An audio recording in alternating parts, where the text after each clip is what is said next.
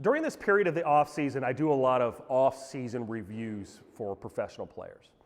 And I took a little bit of a different approach for it this year. And I've explained this to, I teach still one high school hitting class, and I explain this to the players in my class. I get way more detailed and technical with these high school hitters because of the educational component that what a lot of established major leaguers or upper level professional players already have, that education level. So I always want our young players as they're coming up to understand the why behind anything that I'm asking them to do. So I'll go into a longer, more drawn out explanation. So I thoroughly explain, usually multiple ways, on why I want them to do something in a drill or with their mechanics. With professional players, you'd be surprised at how much more simple the message is. Hopefully, they already have that level of education that I mentioned previously, and they've had just a ton more experience. So what I do with professional players in their off season, how I talk to them and the questions I ask, is simplifying the noise, trying to reduce the noise as much as possible, because there's a ton of it. There's so much information available to a professional player that is out there today. They could dig into Baseball Savant and find out things about themselves that they probably don't even consciously know. So what I try to do is I say, if we have this circle, and it's very small, this circle holds your core values as a player. And this is an exercise you can do very easily at home too.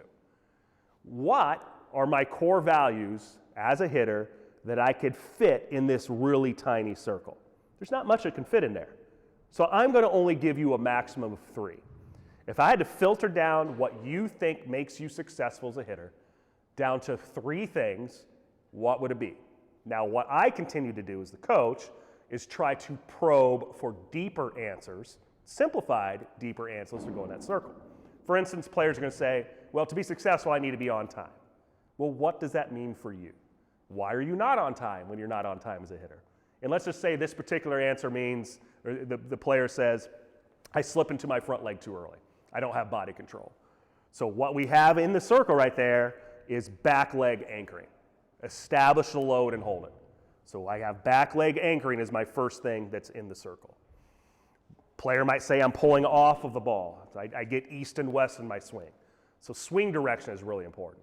Well, for swing direction to be important, or to be actually executed if it's important, what are you doing incorrectly? It doesn't allow you to stay directional in the zone. So I'm spinning off the ball because I have poor deceleration. I over-rotate. So in the circle, this is a very simple cue, head on the ball. So we'll drill, in the drill work, I put a dot out in front of home plate. The head has to stay on the dot to finish home plate. That becomes a core value, is my head has to stay here so I don't spin off and lose direction. You see how simple that is? That's one of the most simplistic baseball cues that started when you were 6 or 7 years old and you first picked up a bat and your dad was teaching you, or your mom was teaching you, in my case, on how to hit it. Johnny, keep your eye on the ball. It wasn't just to see the ball, it's to make sure that Johnny's swing doesn't go completely the wrong direction and we have decent swing direction that gives you a chance to make contact. So you can see how simple the circle gets. Outside of this circle is all the BS noise that people try to get into the circle. And we're going to work our butt off not to let it in. Because when any hitter is not going as well, they take those 2 or 3 core values and it turns into 17. Now we have too many socks in the top drawer and too many ingredients in the soup. And an already very difficult endeavor of stepping into the batter's box and hitting major league pitching becomes nearly impossible.